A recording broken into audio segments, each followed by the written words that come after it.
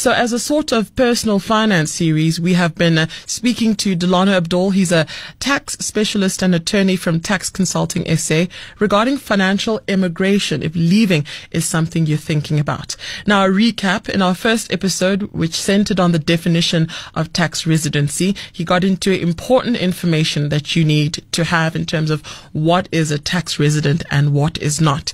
Tonight, we're getting into important processes to cease tax residency.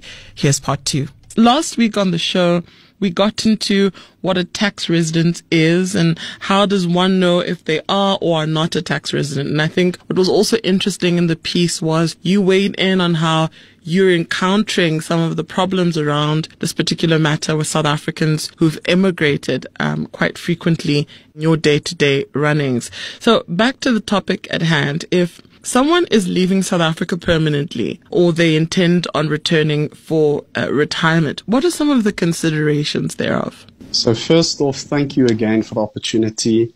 I think this is, again, a very important question to ask. I know that there's a lot of professionals who are looking for opportunities abroad. And some of the considerations that come into play is really, for how long does one see themselves outside of South Africa?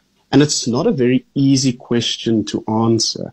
And this is where we kind of get two categories of intention. We either having a situation of taxpayers who want to leave South Africa on a permanent basis. And that doesn't mean these taxpayers will not in future return to South Africa for the purposes of short stays and holidays. Mm-hmm.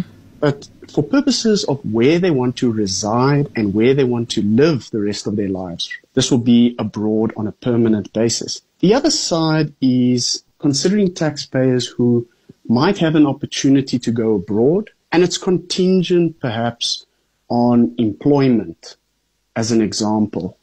So going abroad maybe for 3 years or 5 years, and then returning to South Africa after that short stint. And this is a distinction, and a very important one, when it comes to communicating your tax residency status with SARS, because the underlying basis for these taxpayers to update their status or change their status from a resident to a non-resident very much differs depending on those two categories. Well, let's get into what are the options that are available to you in order to cease your tax residency. So if we focus on outbound expatriates, so taxpayers leaving South Africa, where South Africa as a starting point is their tax home, their original tax home. The two avenues one can follow, you can refer them to as the financial immigration process or the permanent ceasing of tax residency. And the alternative is using a double taxation agreement, also known as an international tax treaty, to seize your residency status on a temporary basis.